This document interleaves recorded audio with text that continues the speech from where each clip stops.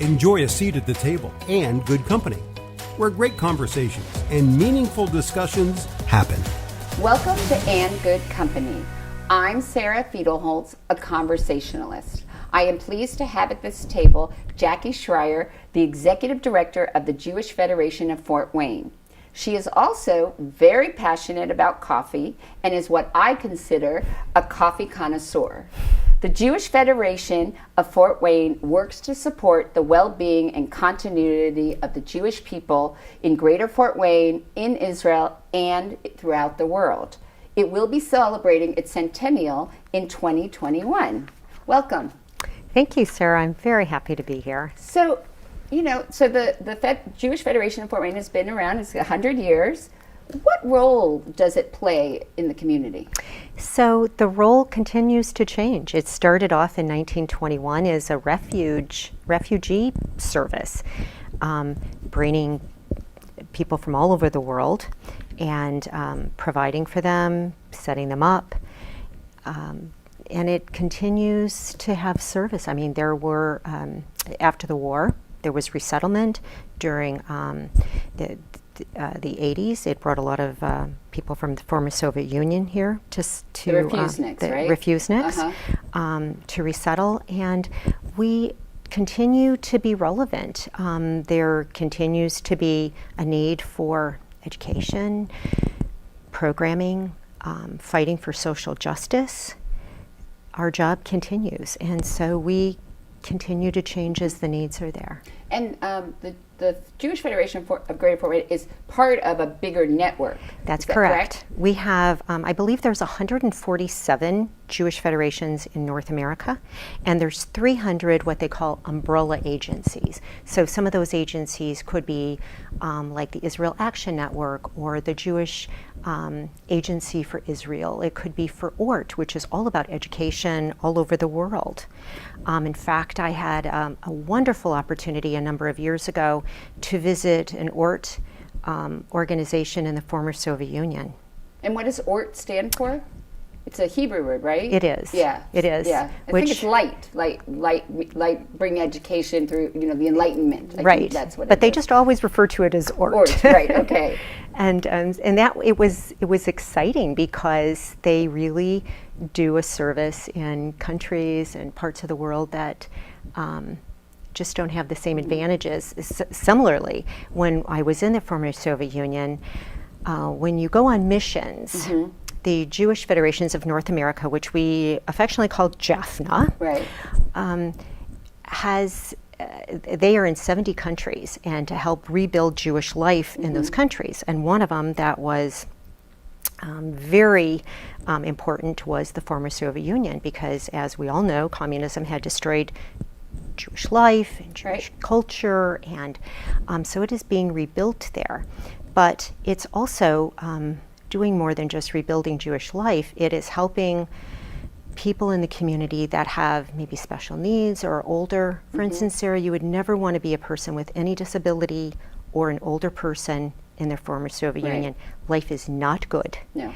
And we visited a number of schools that were the only outlet that people with special needs had. Well, they've been showing now that a lot of the orphans from Romania, now that what the impact is. Correct. But a mission, just so that a lot of people understand that what they think of a mission for a Jewish group is not to proselytize or it's a fact-finding. It's a fact-finding education to enlighten, to help to create that purpose of continuing the well-being and of Judaism, because part of what Judaism is about, it's all about helping for the next generation. Absolutely. So that's, I just wanted to clarify that about a mission. Right. Yeah, I actually visited the Soviet Union when it was still St. Petersburg, and when the refuseniks were still there.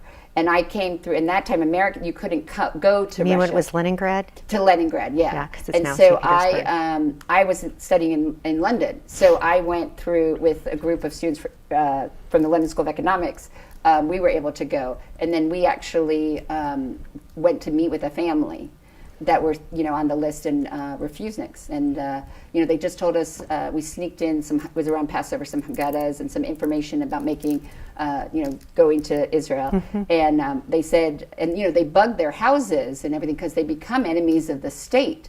And they just got a visa for the son. And the father was like a chemist, and he lost, their job. And so they said the only thing you cannot do, like we couldn't write down it's like I was like a spy. You couldn't write down the address. You had to memorize it, and everything. And we had to sneak out from the group because this is still when it was, the Soviet Union. You just couldn't give them money because if they heard that I gave them money, then I could be arrested. So I could go and meet with them and talk to them, but I could not. And the scary thing is when I went. So when you go and you check into your hotel, you give them your passport. And they give you this little hotel card, and you go in pairs and we had to take the subway out, and so we were thinking, okay, all we have is this little card. That's it. That's it. But it was really, people don't realize what it was like, and and still is. Yes. For instance, we had to they took possession of our passports. That's a very difficult thing to do. And I was there when it was St. Petersburg, which it is now. Right. And I should also clarify that a mission is not a vacation. Right. You fly across the world, you get out of the plane, and you get moving. And you're there in the summer in St. Petersburg. It doesn't get dark until 3 a.m., right? And they move you through all these different agencies and little factories that they've set up to help, people that are maybe not well trained or have a skill to build equipment to, like walkers and things that people need. Right? Right. And so we were told to bring in like school supplies or whatever. My husband is a physician, and he was able to provide me with some medication. Okay. And that medication that I brought in was like gold. Right. And they took it immediately to the pharmacy, which again, the normal person doesn't have access to anymore. No. And that was like gold. But we had to not only did we pass over our passports, which is so hard, but we had to put our suitcases out in the hallway every night. Oh. And you had to keep them packed? Well, they went through them before we came. Uh-huh. My linings of my suitcases, everything, were ripped. Huh. And that was probably because people like me, I don't know. I had nothing to hide except that medication. Right. Well, we were told to bring like feminine hygiene products, which we did mousse, bubble gum. Yeah. I wore for 2 weeks the same 3 outfits, so that I could bring school supplies and medication and items like that. So how do you think that going out, and partly what else is part of the Jewish effort, is to heal the world and to help solve problems? Tikkun olam. Right. So how do you think, though, like your experiences and seeing what's going on, like in Russia and other parts of the world with Jewry, how do you bring that to thinking about what JUF does here in Greater Fort Wayne? So our community involvement is huge. In fact, of the 147 federations, Fort Wayne is probably one of the very smallest. Right.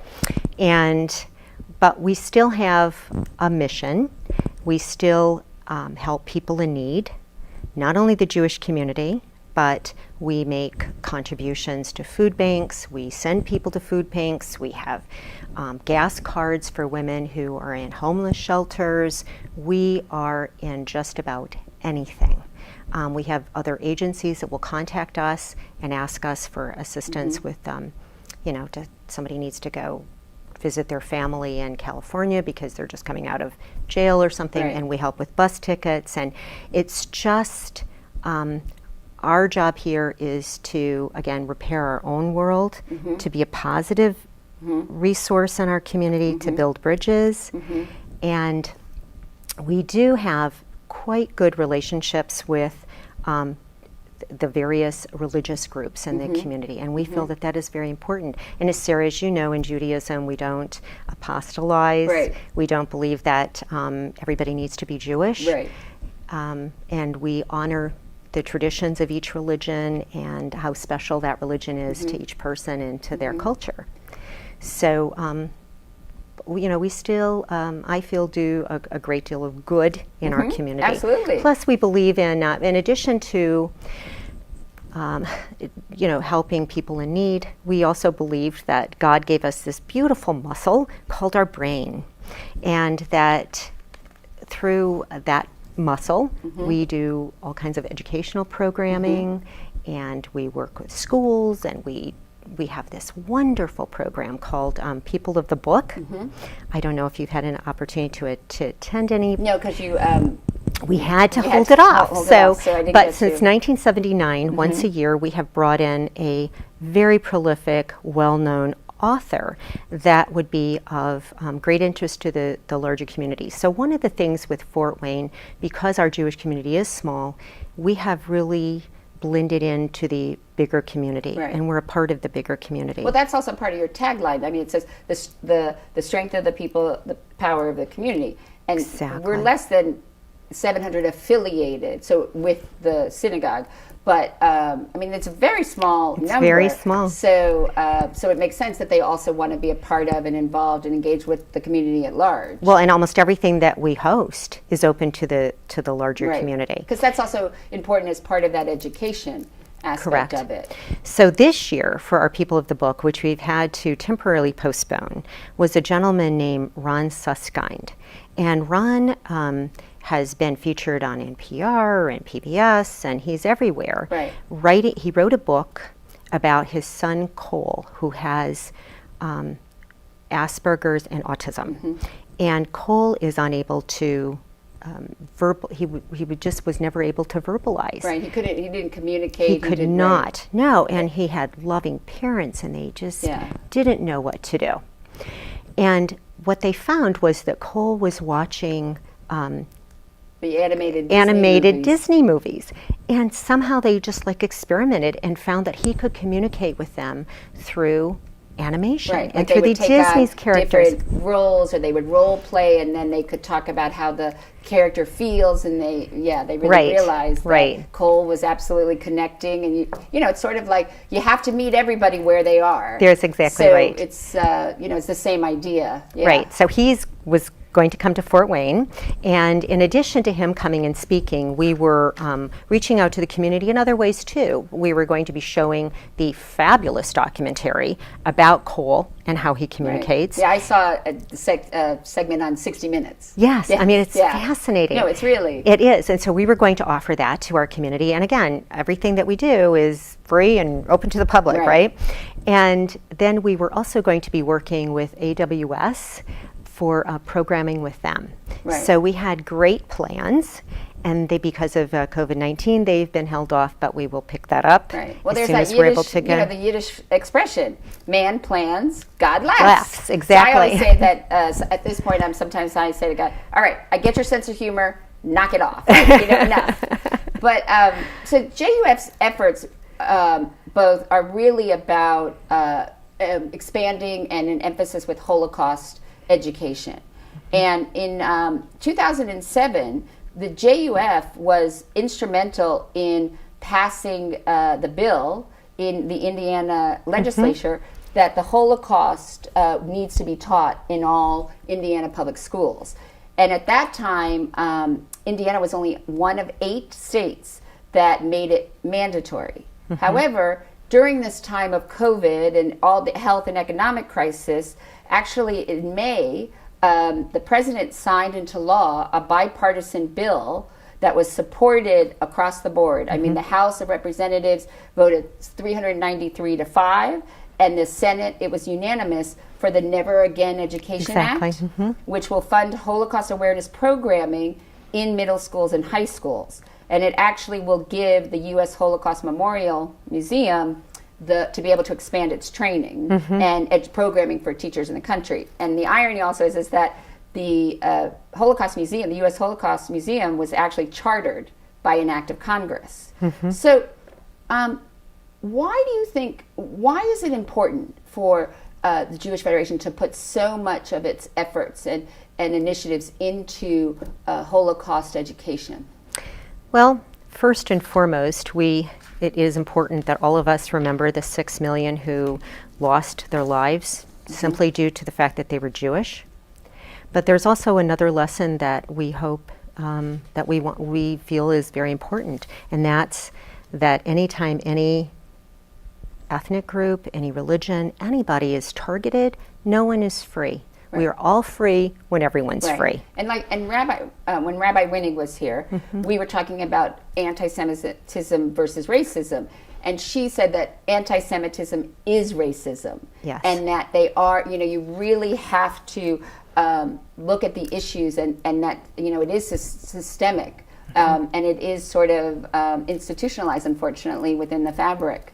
So you feel that we have to be important to be involved in, dealing with all issues that even other faiths or ethnicities or races. Absolutely. For a Holocaust education, it has really become a big focus, and we are very, very fortunate in this community because Dr. David Lindquist, who is a Holocaust scholar from the United States Holocaust Museum, who is just a master teacher. We've all had people like this. They were born to teach. They can take complicated information, such as the Holocaust, and they can break it down into ways that you can understand it and break it down even further so that students at different levels of their education can understand it. And he's not Jewish. He is not Jewish. Which is what I thought was so interesting. He's very involved in his Lutheran church and just a true mensch. Right. So he has really given us a lot of great avenues to go through. As you may know, we had an amazing opportunity. The Jewish Federation was able to partner with another fabulous agency, the Fort Wayne Philharmonic, in November to do Violins of Hope. And that was just a truly excellent opportunity for us to do many, many things about the Holocaust. And a part of that was to educate our community. I mean, it's shocking when you see people on the street interviewing college students at big universities about what was the Holocaust. And most of them don't know. No, These are college students, don't know. Yeah, two-thirds. According to 2/3 of American millennials surveyed cannot identify what Auschwitz is. 22% of millennials said they haven't heard of the Holocaust or aren't sure whether they've heard of it. And that's 2 times the percentage of U.S. adults on the whole who said the same. They're not. And the fact that, we're rapidly losing all survivors, in 10 years there won't be any left. So now we're not going to have those eyewitness accounts. There's clearly this critical gap in both awareness and basic facts. Well, if we don't learn from history, we're doomed to repeat it. Right. And actually, it said that one of the studies said that 50%, more than half, 58% Americans believe that the Holocaust could happen again. Well, and there might be reason to believe that. So with our Violins of Hope, we went in so many different avenues. We didn't just bring these violins that had been played by Jewish musicians during the Holocaust that had been restored by a luthier from Israel and his son, that was an amazing enough opportunity. So, but those instruments were touched and felt and played also by the Youth Symphony, and they took it very, very seriously. And we had 2 educators, Doctors Carol and David Lindquist, who led an educational component of Violins of Hope. And they literally spoke to scores of thousands of students in our community about the history of the Holocaust, why it's important that we know it. And it would be very interesting, Sarah, I'd come to observe some of these schools, and you sit in the back and, you're trying to put yourself into the position of being 16 again and how seriously you take anything, right? Except the cute boy you're sitting next to, right? And some of them would be goofy and they'd be showing off at the very beginning. And 5 minutes in, David and Carol Lindquist had them. And they were engrossed because they could interpersonalize these were real people. Right. They had real lives. And they had stories. And they had stories. And they had, they'd go to the beach in the summer and they had, people that loved them. And they were real people. And these kids could understand that. And they just, would come out with saying, I don't want to be a bystander, I want to be an upstander. How can I be an upstander? And an upstander is? Somebody who stands up for what's right. So and like it's not always easy, right. and it's not always popular, right. but it's right. And it also was one of the largest initiatives in Fort Wayne that brought together all of these incredible organizations and entities, right? It was. So we had 28 partners. And they ranged from the Philharmonic to the University of St. Francis. To the ballet.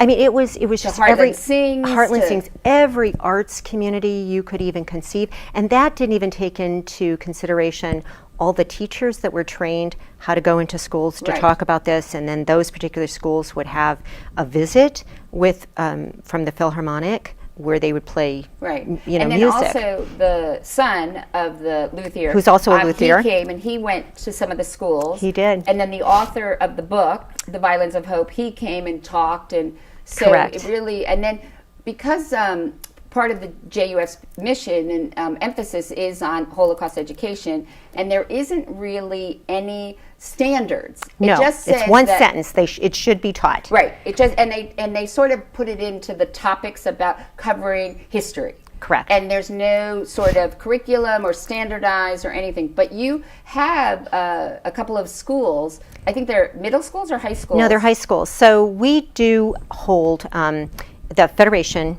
conducts teacher workshops every 18 months. It's conducted by Dr. David Lindquist. And in fact, the PFW's Holocaust Institute also has a similar type of training, but they go in a little bit of different direction, because they go with new teachers that are going to be teaching social studies or history. Okay. But what we do, and we actually close it to 25 teachers, and it is packed every 18 months. And the JF pays for this. We even pay for their substitutes. Right, because they come during the day, and they learn about how to teach this, what materials to use, what age is appropriate, what books to stay away from. One of the books that they are truly discouraged from using is The Boy in the Striped Pajamas, which was popular, but is completely not only false, but could never happen. Right. It was a interesting movie. Everybody was very clean, but it was not accurate. And so they're given, and we give them materials to go out and to use, and resources, and we set them up for being able to teach it appropriately, and how many days they have. Do they have 3 days? Do they have a week? Do they have a semester? For instance, we've had a few schools that have taken a semester. One of our newest ones is New Haven High School, and those teachers are very prepared, and the students will sometimes retake the class if they can. But one of our biggest successes is from New Tech Academy. And there are a couple of teachers there they're actually the whole school, the principal, everybody, just are people that love to teach. The students are very involved with their school, and they have often 2 semesters in a year that they teach the Holocaust.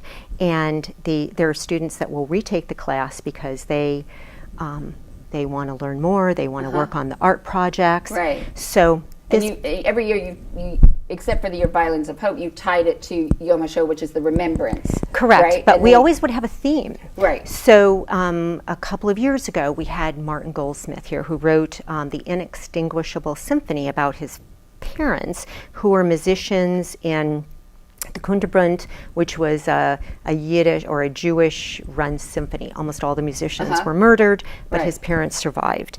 And how, and their story. And so the students would take musicians from that book, and they would do a project on it. Okay, so it just happened that 2 years in a row were music. Okay. So last year was big. Okay, so they did the Violins of Hope. They met the luthiers. They went to everything. They touched the instruments. They did board projects, and they did media. They took instruments that were very graciously donated by Mr. Surek from Sweetwater, and they turned these instruments into a story from the book Violins of Hope.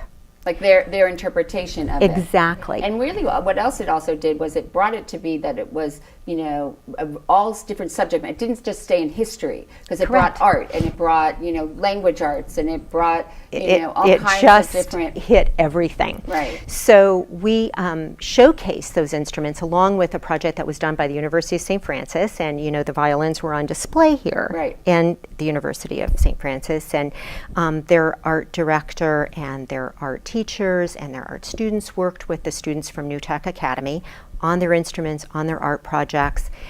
Those that project was submitted for an award with the New Tech Academy Network, which it was has the international project of the year. exactly something like 210 schools are in this. It's all over. I mean, they have New Techs in China. It was And the New Tech Academy, that was founded by Bill Gates. It was. So yeah, It was, So and he's pretty much out. This is big. No, this okay? is an international network that are really, they have a curriculum, and it's really around the world. This New Tech. Exactly. Kind of, yes, yeah. it's very legitimate, and these students, apply to get in, and they take it very, very seriously. It's excellent school, excellent program, but they entered the project and they won. Yeah. And not only did the judges say that it was not only the best project that had been submitted this year, it was the best project that had ever been submitted in its 20-year history. Right, which is probably because, these students spend so much time on STEM and looking, that's what they focus on. But here was a way to take that, use what they know, but expand it and bring in, a liberal arts, and it's just engaging. And also the excitement and the enthusiasm. Oh, I you think was felt resonating it. from Yes, the exactly. projects. So the Federation sponsored them on everything. We even had an open house for them in May of 2019, before the violins were here, when they were showcasing their instruments and their artwork down at the University of St. Francis. And it was just magnificent. And these students were so proud, and they were so happy to talk about their projects. So this year, the theme was liberators. Right, because it's the 75th exactly of the liberation of the concentration camps. Yeah. So the theme for New Tech and for New Haven High School and other schools that were interested was on the liberation. And they were deep into their projects. They were very excited about what they were doing and how they were going to be involved in the Yom HaShoah commemoration. And we were thinking out of the box. And COVID-19 hit. And we've had many conversations with teachers Jeff Roberts and Josh Smith from New Tech High School, and they said that the students miss the most being able to finish their projects. That, when they went, when everything had to be done virtually, Right. they felt like they had missed out not being able to do their projects, which was interesting. Yeah. Very, very Yeah. exciting. And so clearly the Violins of Hope was successful on so many levels. But, and obviously, the result of that was the education and the engagement of the community to recognize the hardships and what happens when you have, bigotry and anti-Semitism and hatred. So, but how do you keep that going? It's not just this one-off for the 2 weeks and okay, everything's great, Right. and then Yeah, you build on your momentum. Right.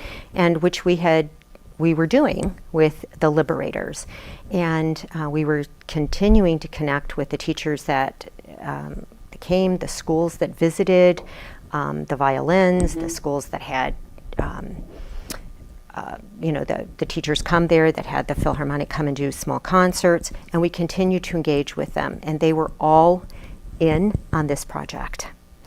And unfortunately, it's just the way it is. We hope that we can pick up next year. Right.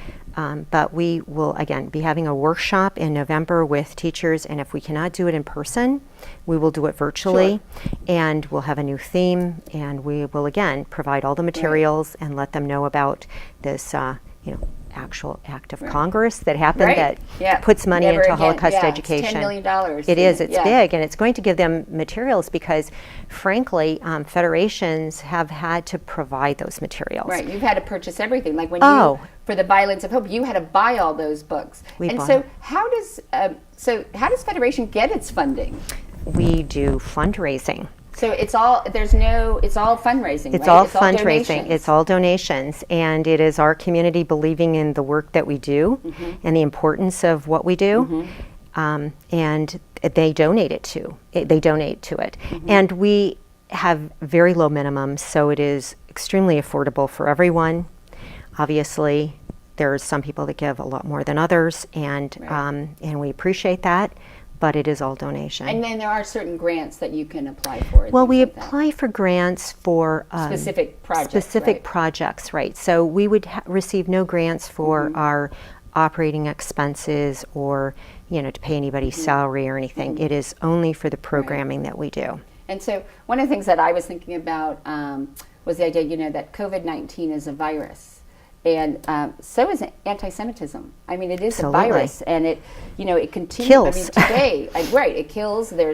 Even today, there's still discrimination. There's still forced conversion. I mean, and even it crests and wanes. But it's always there. And even so, if you think about it, like even with COVID-19, Jews are being blamed that it's a conspiracy or that, we're trying to make the vaccine so that we're better. I mean, these are theories, but and this isn't the first time, because in the 14th century, when there was the bubonic plague swept through Europe, it ignited the conspiracy theories, blaming the Jews for that pandemic, and thousands were massacred. So, I mean, it continues, and it seems that also that anti-Semitism is on the rise. Absolutely. In 1913, I think in the United States, we were alarmed at there were like 749 incidences of hate crimes towards the Jews. 2019, it had gone up to over 2,100. Yeah. And it's on track to No, they said that surpass 2020 will be the most that New York City has seen. And also because and there is sort of the rhetoric of the media, but you also have like Mayor de Blasio, who was sort of highlighting in his coverage, Orthodox communities that were not willing to, practice social distancing and sort of bringing, sort of fueling the fire. So I think that, even now it's still, they figure out a way, that it continues, that it perpetuates.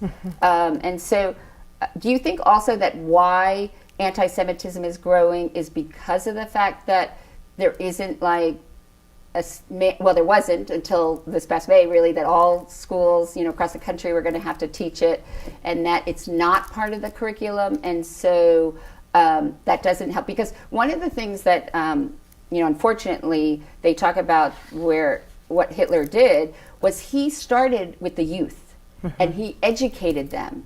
And so even after the war and after he, died and, so, the liberation, there were still people who grew up believing in the Third Reich. And then, as they grew up, then their children. So that was very much part of his, sort his of agenda. Yeah. So, so it makes sense that we have to start with educating youth. But do you think that that's why? Why do you think there's been this increase? Because there's less of us now. We used to be 2% of we the are US not population. Close to that anymore. We're 1% now. 1%. But it just seems that the amount of anti-Semitism. Why do you we've think always that been is? scapegoats, and just because these incidences didn't happen as frequently doesn't mean that it wasn't brewing. Right. Well, that's what they say. That the key thing to understand is that the Holocaust didn't just happen; it was inevitable. And what most people don't realize is that when Hitler was voted as Germany's chancellor, it was by a democratic system. So, it wasn't like he, it was a military coup or, it was very, very refined and civil. And so, and I think also that because it didn't just happen, that there also has to be this idea that you teach that the Holocaust was a watershed moment in the history of humanity, because it really, it bubbled up, and it was very intentional and playing into a lot of the issues that we have today. And, and we're seeing that it's not just genocide or bigotry based on a religion, but obviously with all of the events that we've been seeing with, the treatment and the brutality against blacks and African Americans by police, that's systemic, and that it continues. Exactly. And so, and the more that we accept it, one of the concerns that the Jewish Federations in North America has is that these incidences are just going to be so frequent that we're going to consider it almost acceptable. Right. And it should never be acceptable, not only towards the Jewish community, but towards any person of color, any religion, anybody. I mean, no society has ever been, what would be the word I would want, has ever become better because they've allowed hatred to thrive. Right. And I think that we need to remember that. I mean, we do not have to look back in history very far to realize that no, we don't, to realize what happens to societies when it's acceptable to hate any group. Right. Or to have an action towards them. Right. And what people have to understand is that in the democratic institutions and their values are not automatically sustained. Like, Correct. Just because it's democratic, that doesn't mean that the values of life, liberty, and the pursuit of happiness are sustained, or that they are appreciated and nurtured, or that they are given to everybody. I mean, we're certainly seeing that, like with the immigration issue, and so technically everybody in the United States came from somewhere. And then looking at historically, even in the history of the United States, how Native Americans were treated, and obviously African Americans. So, but you can't, it's not a given. Just because Correct. we're a democratic government, that doesn't mean, and certainly I think also because of some of the actions, that are happening at the top, and and then people think that gives them permission to act that way, or to, to say things. And so I think that's partly why. Right, and the Jewish Federations in America are very aware of this, and that fact that the conversations have to continue. And if we see something like that happening in Fort Wayne, we will speak out about it. Mm-hmm. And that is our job as not only part of the Jewish Federation, but it's our job as citizens. We see anyone mistreated or separate because of their, cultural, ethnic backgrounds, we need to speak out for it. Or even gender or sexual gender, anything. Preference, anything. Anything. So, I think that part of what I'm trying to do with And Good Company is sort of take national issues and, present them through a local lens. So, based on, anti-Semitism, because a lot of people will say, well, that doesn't happen here, in Fort Wayne, or, it's, well, that happens in the big cities, or, how do you think that Fort Wayne is doing based on embracing people who are different, and, accepting diversity and being inclusive? And we still have our work to do. Absolutely. We do. And a lot of that is reaching out to our government officials, our elected officials, speaking out if something is not right, and also working together. And so we still have work to do. Yes. And but do you think that it's gotten better? I mean, do you think that people are open, at least, one of the things I was talking to the rabbi when she was here, we were talking about the interfaith dialogues that have been happening, and how there was a group that she met with every week. And now also that Achda Shalom has a new rabbi. How is the other religious leaders in the community, have they reached, I mean, obviously because of COVID it's limited, but have they reached out? Have they been welcoming? Sarah, I wish I could answer that. I really don't know. Well, that when Rabbi Winnig was here, because she was only here for 1 year, right. How did you find, was it welcoming, and were people interested in getting to know her? Oh, absolutely. She did a absolutely exceptional job the year that she was here. She was exactly what we needed. She prepared us for the new rabbi, She was very engaging. She kept a very busy schedule, meeting with other religious leaders and in working with the Federation, supporting all the work that we did. She was an outstanding rabbi for us. So with all that's going on and you see happening, and genocide continues, around the world, and then even they were talking about in Sudan, they finally have passed a law about female genital mutilation, and the persecution of people, even in China, of groups that are don't fit their mold is still happening every day. So, what do you hope JUF does in the next 100 years? I hope that that our children's children will see a much different world, and I mean that in a better way. That we will be more inclusive, more accepting, kinder. Yes. There cannot be enough said about the benefits of being kind. Right, a kind word, a saying kind please word, and thank you. Absolutely. I mean, it is so important, and getting to know people that are different than us. Right. If we just live in our own bubble, that's all we know. We have, prejudices that are not merited towards other groups of people, other philosophies, other cultures. So my hope is that this next 100 years that we continue our mission of building bridges, and we do it well and we do it right. So 2021 is going to be the 100th, the centennial for the Federation here in Fort Wayne. So do you have plans and ideas? Such a great question, Sarah. We had big plans. Right. We were going to have somewhat of an extravaganza in October of 2021. Well, maybe, hopefully. And we still may. We have done research on our history and, when we started, and we were actually one of the founding members of what is now United Way. We have a long history here, and our first Federation directors and all the things that we've done. And well, the oldest Jewish congregation was in Indiana. It is. It's Akduth V'Shalom, which is 175 years old, I think. So, it's quite old, and never closed down. It's doing well. Right. So we were hoping to have, a program book. We've been down to the Indiana Historical Society to go through the archives of our history. We had looked at, you had made a mention about having some good acts that we do, 100 good acts. We were talking about that. Well, you could still do that. We can still do that. You can still do those kinds of things. We can still do that. So we were in the process of brainstorming this to make it, just show our history, our purpose, and why it's very important that we continue. So we still have high hopes for this happening. We just need to get through this. Or maybe pandemic. You use also technology, so you do more. And we may. You do more videos, or you do more programming.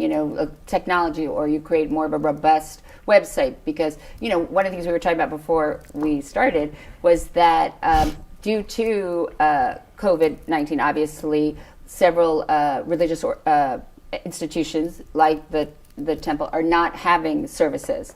So they're doing it on Zoom, but they're actually getting, a huge amount of people who would never go to Friday night services participating. So there is a good, come out of it. Right. But I think that may be using that where people can do it on their time, and then they can, feel a part of it. And there's just lots of different ways you can engage. You get through your Zoom fatigue, right? And you and try to pick up where how we can put this booklet together, how we can do a lot of things, virtual. And so we will continue planning it, but we'll probably wait till the fall to get moving on that. Which is really not that far. No, it's not that far. No, it's definitely something that's in our mind. And we did just find out, it's official, that our high holiday services will be all online. So the congregation has just made the determination. So last week when Rabbi Amir had his first service. Right, he just came. He just came. His first service was last Friday night. Yeah. It was excellent. He had numerous screens on Zoom. He had a lot of good participation.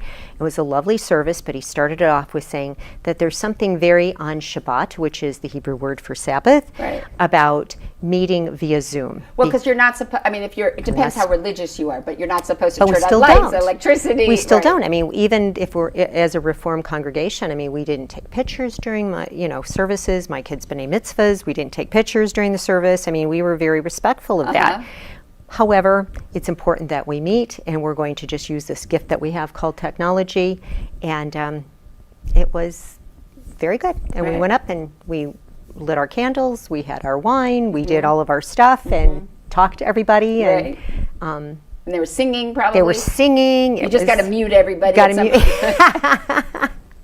Fortunately, this rabbi has a nice voice, so it's good. And probably because there has been a large increase in the number of young families with children joining and being a part of the Jewish community here. Right, which so they probably loved it, like on they TV, did, and they didn't have to sit, They could mute their kids if their kids screaming. Right, exactly. Yeah, it was great. So you do the best with what you can. Right. It's important that we come together, but as you know, as Jews, we put the sanctity of life first. So if our life is in danger, we do not. Right, of course. We do not go out. Right. So, so you feel very positive. I mean, within the context of everything that's happening and what we see, with the Black Lives Matter movement, and within the Jewish community here and the efforts of JUF, you feel positive of where we're going? And I do. You're hopeful? do. I'm very hopeful, and I think that if we stay positive, we will think a lot more positively. We'll be a lot more creative, and so yes, I am very positive. Oh, good. So I mentioned that you're a coffee connoisseur. I'm a coffee snob, Sarah. Okay. Well, okay, you can say it. So what is it about coffee? There's just something about that first drag in the morning. So I'm not a smoker, never have been. But, you see those people that take that first drag on a cigarette, and they loving it. That coffee in the morning just sets me up for the day. So I think I told you that when we first moved to Fort Wayne 24 years ago, we moved to this house that has, and I learned about hard water. Right. Well, Indiana. I knew about hard water because in Miami, I always say that my hair has never looked as good since moving to Fort Wayne, because Fort Wayne water actually is very... City water. City water is very good, and it's won all kinds of awards. It was like the #1 in the state for taste like 2 years ago. Because they're doing something right in what they're doing, right? Yes. But I have a well. So we moved to this house on some land, and we have this well water, which we had never thought of testing. And, we've moved in, and I'm making my first pot of coffee. Oh my goodness, it's horrible. It's absolutely horrible.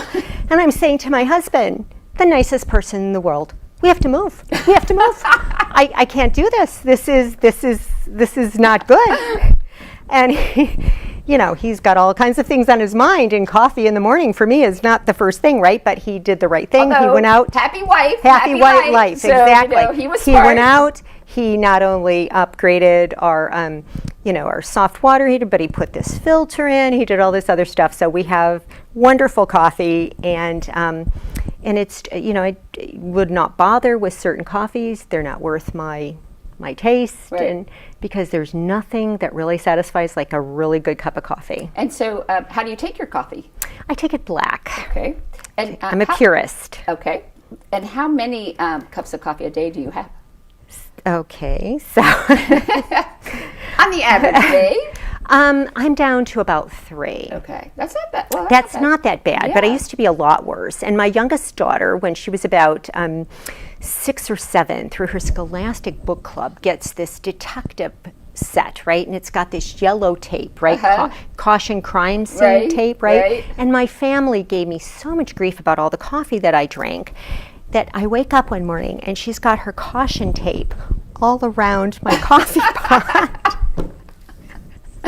She was going to solve the crime. She was going to solve the crime, right? And it was funny for about 2 minutes, and we ripped it apart and had the coffee. And where's your favorite place to have a cup of coffee? Oh, definitely Old Crown. No, not your favorite coffee. That's my favorite coffee. But where's your favorite place to have a cup of coffee? I would say probably Old Crown. You can go in there and they can make it the way you like. I like it very strong, and they use very filtered water, and it's very good. So are you making your way now that so many new coffee houses have opened? That is on my plan. Okay. I really have not been out much Right, of since, right? So, Although you could get the beans delivered and then we could do that. yeah. We No, could do that. I'm waiting for you to send you out. I want to hear. Okay, This I'm coffee ready. snob is. I am on it. So at the end of each show, I ask guests the same 12 questions that were popularized by the French novelist Marcel Proust. And it's from a Victorian parlor game. And he believed that by answering these questions, you would reflect a person's true nature. Okay. Okay, so what is your favorite word? Happy. What is your least favorite word? Vile. That's a good one. What turns you on creatively, spiritually, or emotionally? Family. What turns you off creatively, spiritually, or emotionally? Closed-mindedness. What sound or noise do you love? Laughter. What sound or noise do you hate? Dogs barking. What profession other than your own would you like to attempt? Professional organizer. What profession would you not like to do? President of the United States. What do you consider your greatest achievement? A successful family. Who, living or dead, would you most like to have a conversation with? My mother. Is she no longer here? She's no longer here. How would you like to die? In my sleep, peacefully, with Okay. people around. Now, the question, if heaven exists, what would you like to hear God say when you arrive at the pearly gates? However, the rabbi pointed out to me that in Judaism, it's really the Garden of Eden. So what I would like to know is, when you arrive at the Garden of Eden, what do you hope to hear God say? Job well done.